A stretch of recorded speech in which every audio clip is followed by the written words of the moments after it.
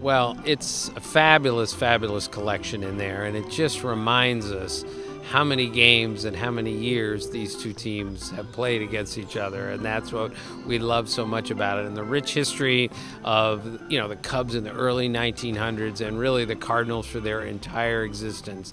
Just to go back and look at the Tinker to Evers, Chance, pictures and everything else, even a historian, well, pseudo-historian like myself, I love to look back and see what Three Finger Brown really looked like. Things like that really appeal to me, and I think it's another reason baseball is so great is the history and the tradition of the sport is so rich, and things that happened 100, if not 120 years ago are still relevant today.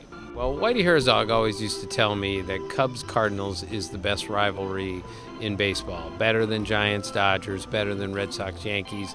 And he might be right, especially now that the Cubs are really good. For a while there, it seemed like only the Cardinals were good in this rivalry, but now both teams are really good. And I think the close proximity of the two places and the way both teams travel and just the incredible atmosphere at both ballparks is just stunning. I was in St. Louis this year for opening night, and let me just say, nobody does opening day better than the Cardinals. And yet, I was there for the Cubs home opener this year also, and that was spectacular. So the more Cubs and Cardinal games I can go to, the better for me.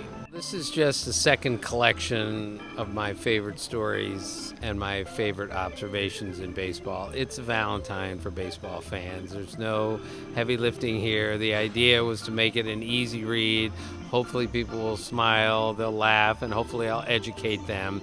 We're not a great country of readers, unfortunately, anymore, and I just felt like it would be better to write something that was easygoing and just really appealed to the baseball fan. And the goal is, if you love baseball, you'll love it even more after reading this book. And hopefully, if you're not a big baseball fan, you'll be a much bigger one after reading this book.